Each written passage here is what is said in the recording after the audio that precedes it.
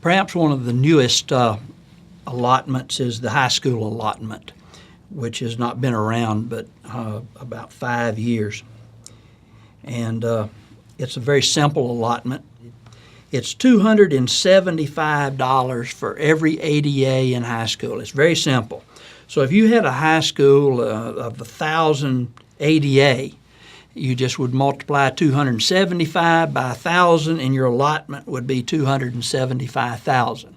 So it's fairly simple, straightforward approach. The high school allotment is supposed to be for college readiness and dropout prevention, which is kind of interesting that you would start an allotment for two things that you already have allotments for. Compensatory education, which we already know is underfunded, that the weight is probably half of what it should be, that's for dropout prevention. And I would think that people would agree that the regular program is should be preparing you for college in the world of work. So creating this was really not a necessary thing so much as it probably was a political thing. And so we're going to show you why. I mean, you already know how to calculate the allotment, but we're going to show you why that it's kind of questionable about the way that it's put together. So just to do this illustration, we're going to have to assume some things just to keep the math from getting too complex. So what we're going to assume is that there exists a school, this high school, where 250 kids every year, the same exact amount, go from 8th grade into the 9th grade.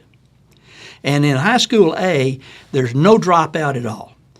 But we're also going to add that the enrollment's static. Every time somebody leaves, that same day somebody comes in, so that you do not have the influx of growth or decline in enrollment. So basically, you have 250 kids coming in every year as freshmen, and 250 kids stay as a sophomore, 250 as a junior, and 250 as seniors. You got 1,000 kids. Your enrollment's 1,000.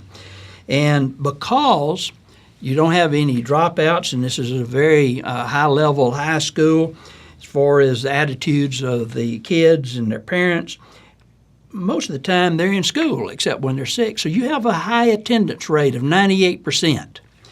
Well, 98% of 1,000 would give you 980 ADA. So you would take your 275 times 980 ADA, and that would be your allotment, 269,500. And you remember that number, 269,500.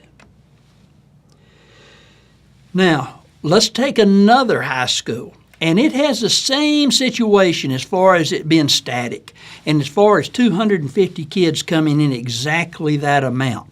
But this is different in that this high school loses 25 children to dropouts every year.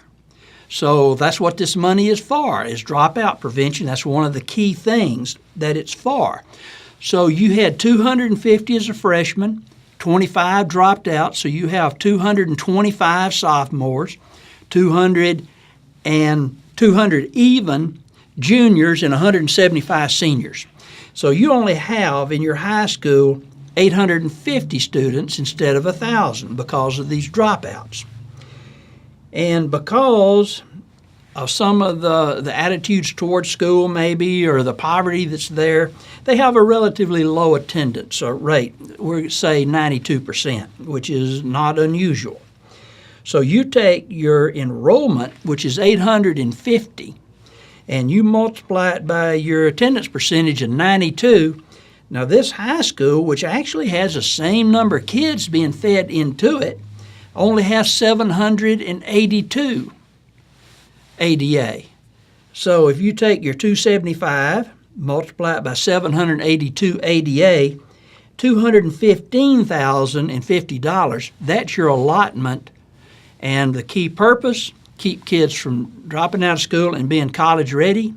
And the school that has the greatest need has the lesser amount, by a tune of a teacher salary. That could be another teacher at this small high school. And that's it.